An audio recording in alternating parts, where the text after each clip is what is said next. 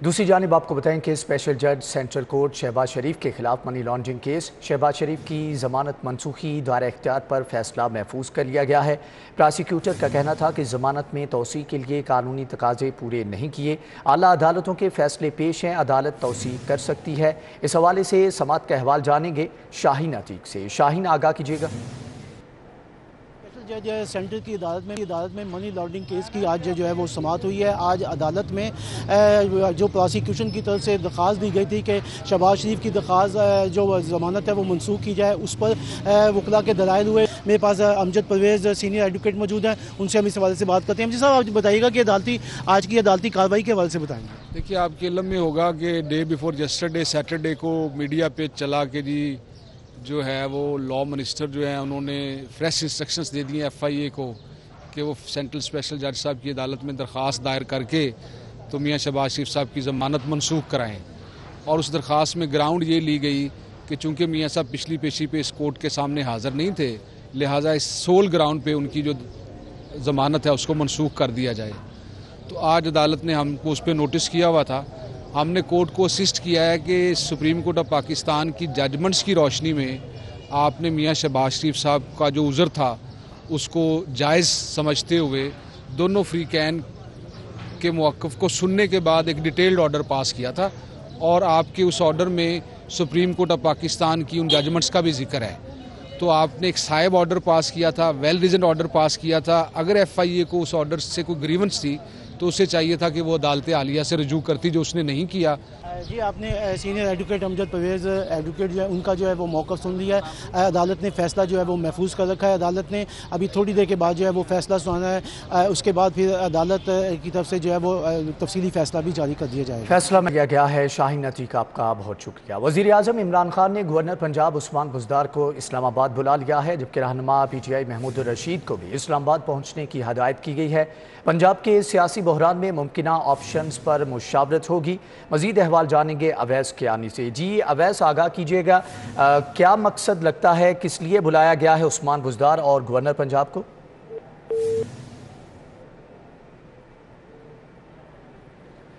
अवैस कियानी से राबता बहाल करने की कोशिश करते हैं। आपको बताएं कि वज़ीर आज़म इमरान खान ने गवर्नर पंजाब और उस्मान बुज़दार को इस्लामाबाद बुला लिया है। रहनुमा पीटीआई महमूद रशीद को भी इस्लामाबाद पहुंचने की हदायत की गई है।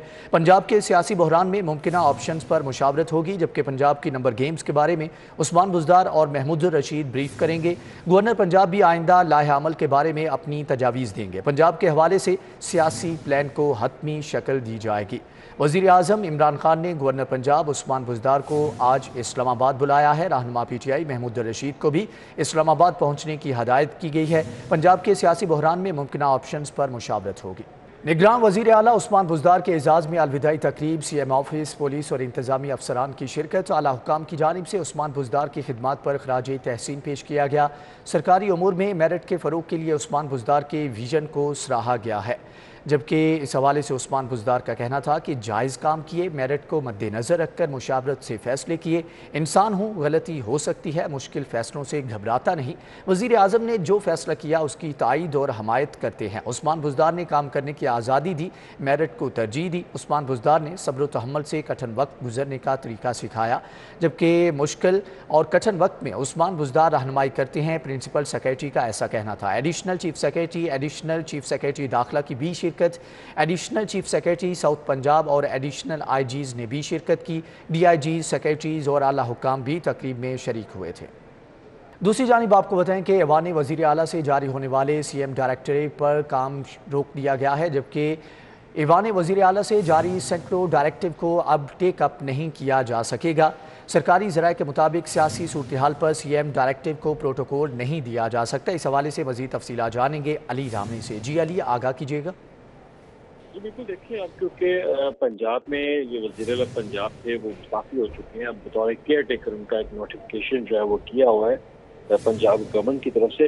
लेकिन अब इस पर जो मुख्तलिफ ऐसे डायरेक्टिव थे जो कि गुज़श्ता माह ऐवान वज़ीर की तरफ से जारी किए गए थे मुख्तलिफ सूबाई महकमों को, ये डेवलपमेंट से मुतालिक थे, तो उस पर अब मुख्तलिफ अदालों की तरफ से काम जो है वो रोक दिया गया है। और अब उसको टेकअप जो है वो नहीं कर सकते, ना ही उनको वो सीएम वाला प्रोटोकॉल दे सकते, क्योंकि कोई भी जो तरक्याती काम होते थे वो ऐवान वज़ीर से मुख्तलिफ डायरेक्टिव जो है वो जारी करवाए जाते थे।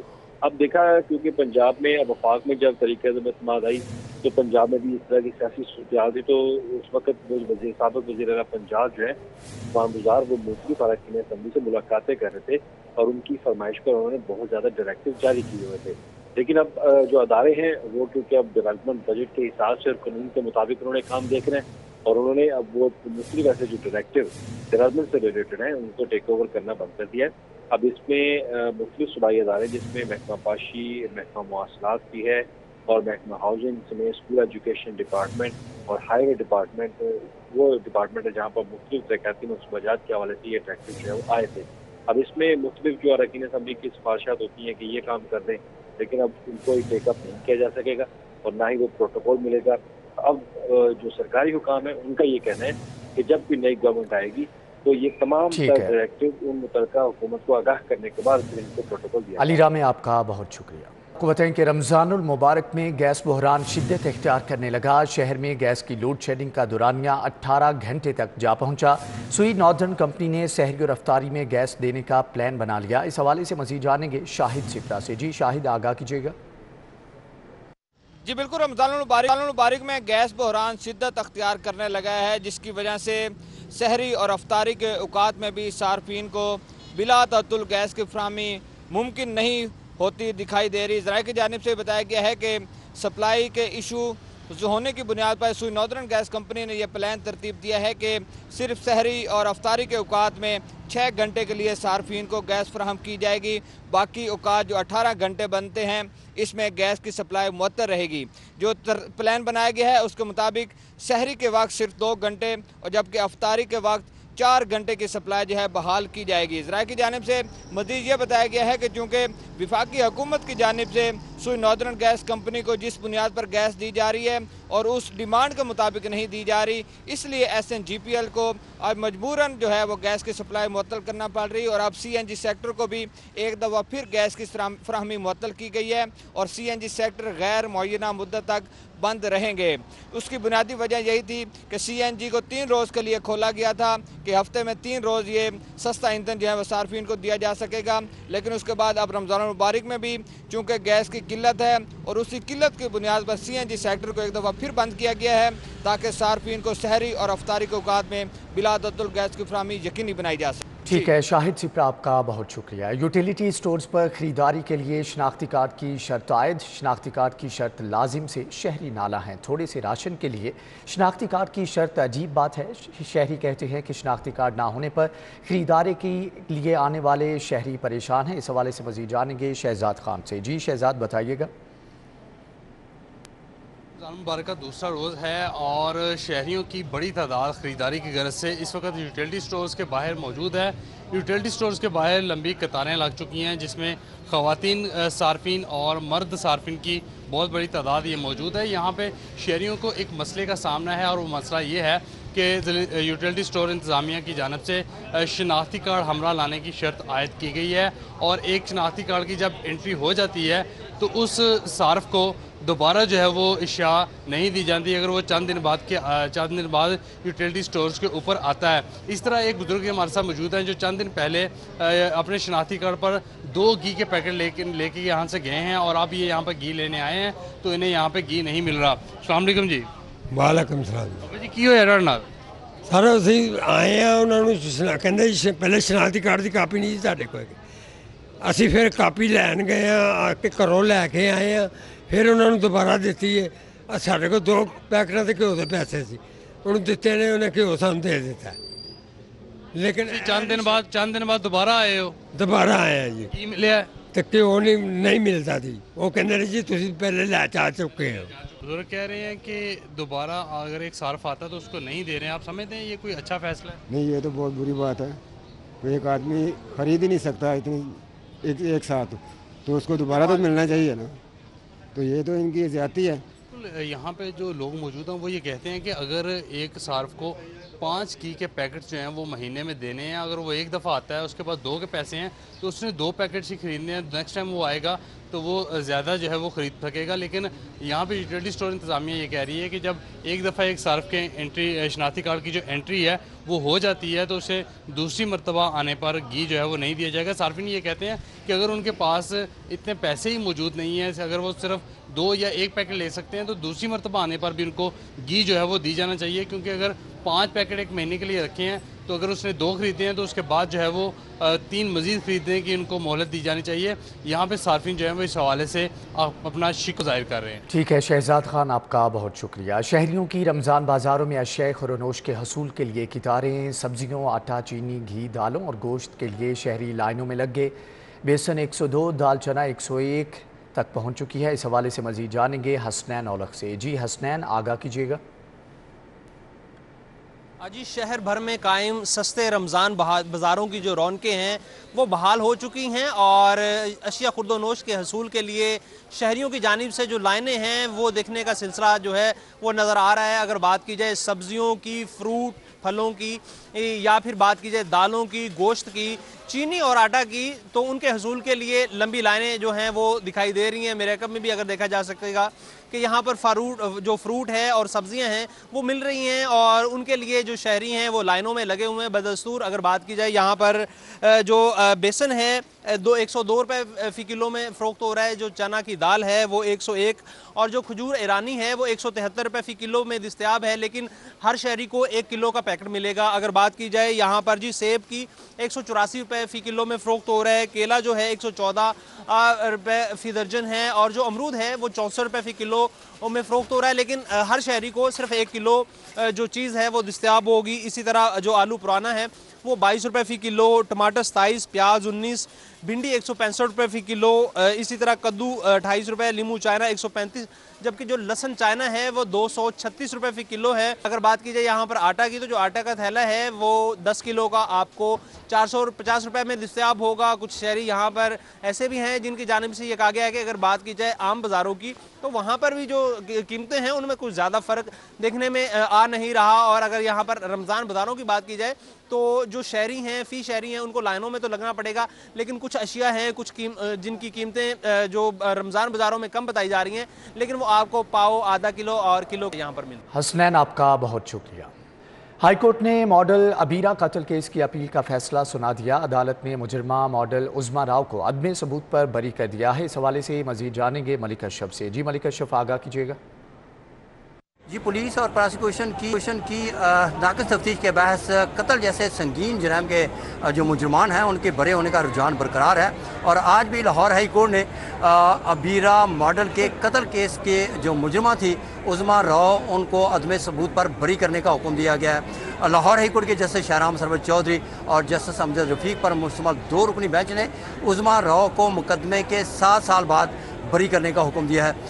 आज लाहौर हाई कोर्ट के 2 रुकनी बेंच के रूबरू केस की समाअत हुई तो मुद्दई मुकदमा की जानब से आज वकील साहब पेश हुए, सरफराज दयाल। उनसे बात करते हैं कि उन्होंने क्या इसमें मौक़िफ़ इख्तियार किया। आप बताएंगे सरफराज दयाल साहब, बताएं कि आपने मुकदमे में क्या क्या पॉइंट उठाए कि किस बुनियाद पर जो मुजरमा थी उनको सज़ा हुई। एक मुलाजमा जो डेड बॉडी साथ लेके गई है उसकी एविडेंस हुई।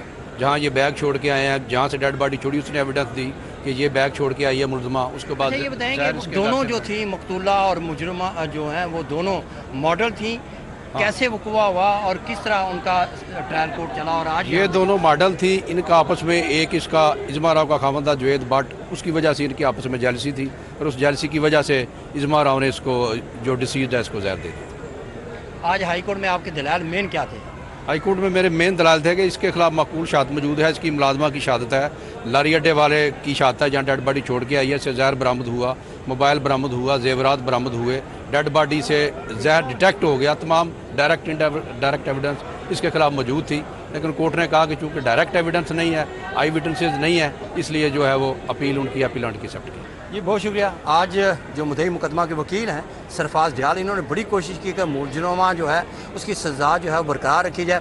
ताहम अदालत में सरकारी वकील की भी कोशिश थी और जो मुद्दई मुकदमा की कोशिश के बावजूद आज लाहौर हाई कोर्ट जो है उसने मुजरिमा जो है उसको अदम सबूत की बुनियाद पे बरी करने का हुक्म दिया है और उसकी वजह जो है वो पुलिस की नाकस तफ्तीश और प्रोसिक्यूशन की तफ्तीश है। मलिक अशरफ, आपका बहुत शुक्रिया। खेल के मैदान से आपको बताएं कि पाकिस्तान और ऑस्ट्रेलिया में सीरीज़ का वाहिद T20 मैच कल खेला जाएगा। मैच के लिए कज़ाफ़ी स्टेडियम में तैयारियां जारी हैं। मैच के लिए बैटिंग के लिए साजगार पिच तैयार की जा रही है। तैयारियों का अहवाल जान लेते हैं हाफिज़ शहबाज से। जी हाफिज़ शहबाज, आगाह कीजिएगा। आज इस वक्त कदाफ़ी स्टेडियम के बाहर मौजूद हैं और पाकिस्तान और ऑस्ट्रेलिया के दरमियान इस सीरीज़ का आखिरी जो मैच है वाहिद T20 मैच वो कल यहाँ खेला जाएगा। इस मैच के लिए यहाँ पे तैयारियाँ जो हैं वो मुकम्मल कर ली गई हैं। अगर पिच के हवाले से बात की जाए तो पिच बिल्कुल सेंटर वाली पिच है जिसके ऊपर ये मैच खेला जाएगा। आखिरी वनडे मैच भी इसी पिच पर खेला गया था और तवक्को ये की जा रही है कि आखिरी मैच में जिस तरह पिच थी थोड़ी सी वेट थी, थोड़ा सा उसमें मॉइस्चर था, तो कल जो होने वाला T20 मैच है इसमें मॉइस्चर नहीं होगा बल्कि पिच बैटिंग के लिए बहुत साजगार होगी। दोनों टीमों की तैयारियाँ जो हैं वो मुकम्मल हैं। आज दोनों टीमें अपना यहाँ पे सेशन भी करेंगे। इसके साथ साथ यहाँ पे जो ट्रॉफी है वह T20 मैच के लिए उसकी रूनुमाई भी की जाएगी। आज सुबह एंड्रयू मैकडोनल्ड जो कि ऑस्ट्रेलियाई टीम के अबूरी हेड कोच हैं, उन्होंने आज यहाँ प्रेस कॉन्फ्रेंस की है। उनका कहना था कि ये टूर बड़ा शानदार रहा है, इस टूर को वो हमेशा याद रखेंगे, चाहे टेस्ट सीरीज़ हो, वनडे सीरीज़ हो, जो वह T20 मैच। उनका कहना था कि वो बहुत ज़्यादा मोहब्बत यहाँ से पाकिस्तान से मिली। पाकिस्तानी शायकीन ने क्रिकेट ने बहुत ज़्यादा वेलकम किया, वार्म वेलकम किया। उसके साथ साथ उनका कहना था कि जो टेस्ट सीरीज़ जीती वो उनकी ज़िंदगी का यादगार लम्हा है। 15 रोज़ की जो टेस्ट क्रिकेट थी, बड़ी टफ क्रिकेट हुई, 15वें रोज़ जाकर ऑस्ट्रेलिया को कामयाबी मिली। इसके साथ साथ उन्होंने वनडे मैचेस में बाबर आजम और इमामुल हक और ख़ासतौर पर बाबर आजम की तारीफ़ करते हुए उन्होंने कहा कि Babar Azam बिलाशुबा world class player हैं और अपनी टीम को उन्होंने सिंगल हैंडेडली जिस तरह वनडे सीरीज़ जिताई है, इसकी जितनी भी तारीफ़ की जाए वो कम है। इसके साथ साथ उनका ये भी कहना था कि कोशिश करेंगे कि जो वाहिद T20 मैच है इसके लिए वो फुल स्ट्रेंथ टीम जो है उसको मैदान में उतारें और कोशिश करेंगे कि सीरीज़ का अख्ताम जो है वो कामयाबी के साथ करें। दूसरी जानिब ऑस्ट्रेलिया के लिए अच्छी खबर यह है कि वनडे सीरीज़ से पहले कोविड पॉजिटिव आने वाले उनके 2 खिलाड़ी, अहम खिलाड़ी जो कि जोश एलिगर और जोश एस्टन, दोनों खिलाड़ी जो हैं वो उनके कोविड टेस्ट जो है मनफी आ गए हैं। आज दोपहर दोबारा उनके कोविड टेस्ट किए जाएंगे और वो भी टेस्ट नेगेटिव आए तो फिर आज शाम वो टीम के साथ प्रैक्टिस करेंगे और फिट होने की सूरत में कल वो मैच के लिए भी दस्तयाब होंगे। तो कल यहाँ पे वाहिद T20 मैच जो वो खेला जाएगा। आज इस सिलसिले में दोनों टीमें रात 7:30 से 10:30 बजे तक यहाँ कदाफ़ी स्टेडियम में प्रैक्टिस करेंगी और उसके बाद कल ये मैच खेला जाएगा। जी ठीक है हाफिज़ शहबाज, आपका बहुत शुक्रिया। इसी के साथ ही न्यूज़ बुलेटिन से फिल वक्त इतना ही।